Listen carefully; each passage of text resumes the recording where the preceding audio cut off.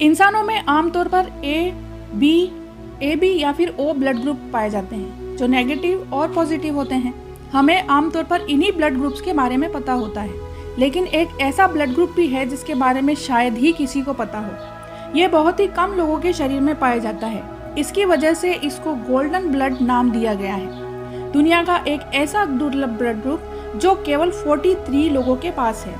इस तरह के खून वाले लोगों में 61 संभावित एंटीजेंस की कमी होती है, इसलिए इस खून के प्रकार के साथ जीने वालों की जिंदगी तलवार की धार पर चलती है। BigThing.com के मुताबिक गोल्डन ब्लड दुनिया में सिर्फ 43 लोगों के शरीर में मौजूद है। इसके बारे में पहली बार साल 1961 में पता चला था, जब एक स्थानीय ऑस्ट्रेलियन प्रेग्नेंट महिला की ब्लड टेस्ट किया गया था। यह खून किसी के शरीर में ना तो चढ़ाया जा सकता है और ना ही किसी सामान्य ब्लड ग्रुप के साथ बदला जा सकता है। गोल्डन ब्लड के साथ जीना मुश्किल तो है, लेकिन यह मेडिकल साइंस के लिए बहुत ज़रूरी है। अगर किसी RH नील या गोल्डन ब्लड वाले को खून की ज़रूरत होती है तो उसका दानदाता खोजना बहुत मुश्किल होता है। साथ ही ये खून ऐसा है कि इंटरनेशनल लेवल पर ट्रांसपोर्ट करना भी मुश्किल है। इसलिए इस ब्लड ग्रुप के साथ जीने वाले लोग समय समय पर अपने खून का दान करते रहते हैं ताकि यह ब्लड बैंक में जमा रहे। इसे किसी और को नहीं दिया जाता, जरूरत पड़ने पर वह खुद ही उस ब्लड का उपयोग कर सकते हैं। अब तक शायद आपने गोल्डन ब्लड के बारे में ज्यादा कुछ पढ़ा या सुना नहीं होगा।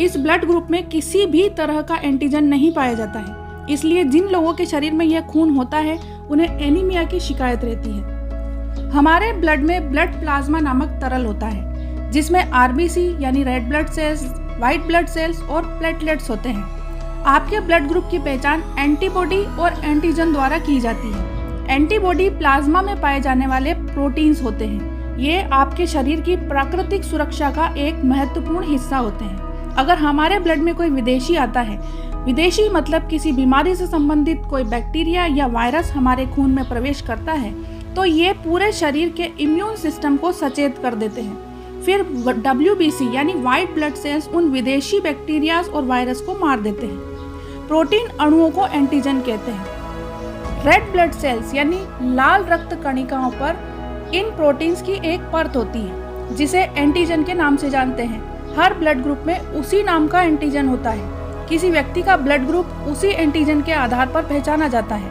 आपका ब्लड ग्रुप रेयर की श्रेणी में आएगा अगर आपके खून में एंटीजन नहीं है तो, लेकिन 99% लोगों में यह होते हैं।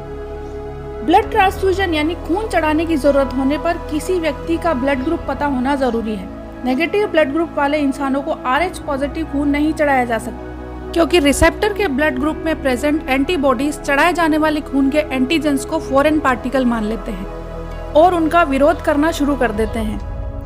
ऐसे में हालात जानलेवा हो सकते हैं।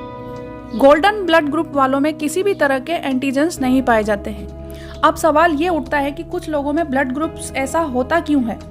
ये जेनेटिक म्यूटेशन का परिणाम है, जो आमतौर पर RHG जीन का म्यूटेशन होता है, जो RH से जुड़े ग्लाइकोप्रोटीन का कोड है। इसका काम RBC मेम्ब्रेन को निर्देशित करने के लिए किया जाता है। ऐसे लोगों में लंबे समय तक एनीमिया और RBC टूटने में बढ़ोतरी हो जाती है। इनमें हीमोग्लोबिन का लेवल सामान्य इंसान की तुलना में बहुत कम रहता है। शरीर में पीलापन, थकान और RBC का कम होना जैसे खतरे बने रहते हैं। ऐसे लोगों को सेप्सिस या किडनी फेलियर का खतरा हमेशा रहता है। RBC पर एंटीजेंस की अनुपस्थिति के कारण इन्हें यूनिवर्सल डोनर भी कहा जाता है। ये किसी भी दुर्लभ ब्लड ग्रुप वाले को दिया जा सकता है।